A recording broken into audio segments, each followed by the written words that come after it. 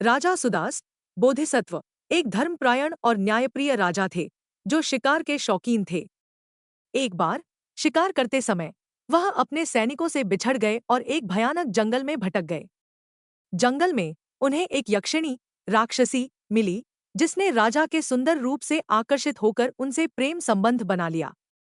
जब राजा अपने राज्य लौट रहे थे तो यक्षिणी ने उन्हें रोकने की बहुत कोशिश की, लेकिन राजा ने मना कर दिया।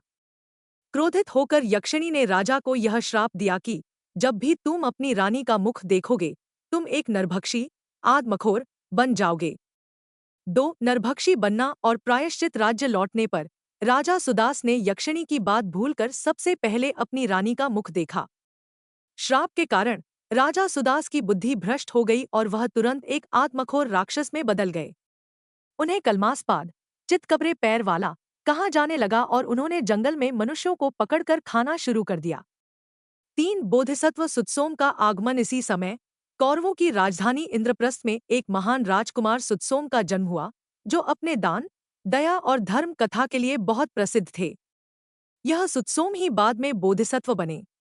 एक बार कलमासपाद राक्षस ने किसी कारण से प्रतिज्ञा ली कि वह 100 राजाओं को मारकर उनका मांस खाएगा। उसने कई राजाओं को मार डाला और फिर राजकुमार सुतसोम को पकड़ लिया। 4 सुतसोम का धर्मोपदेश जब कलमासपाद सुतसोम को खाने वाला था तो सुतसोम ने उससे कहा, राक्षसराज, मेरी एक अंतिम इच्छा है कि मैं तुम्हें धर्म कथा सुनाऊं।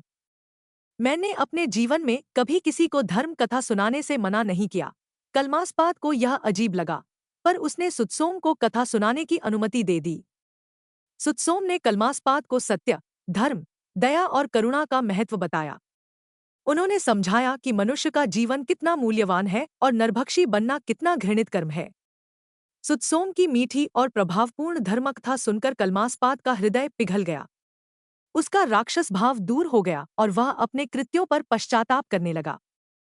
5 उपदेश का फल और मोक्ष कलमासपाद ने सुतसोम के चरणों में गिरकर क्षमा मांगी और नरभक्षण छोड़ दिया। उसने प्रतिज्ञा की कि वह कभी किसी मनुष्य को नहीं मारेगा और उसने 100 राजाओं को मुक्त कर दिया जिन्हें उसने पकड़ रखा था। कहानी का सार बोधिसत्व का रूप राजा सुदास कलमासपाद पूर्व जन्म में शिक्षा। इस कथा में यह दर्शाया गया है कि सत्य और धर्म की शक्ति इतनी अधिक है कि वह एक भयानक राक्षस के हृदय को भी बदल सकती है और उसे सही मार्ग पर ला सकती है।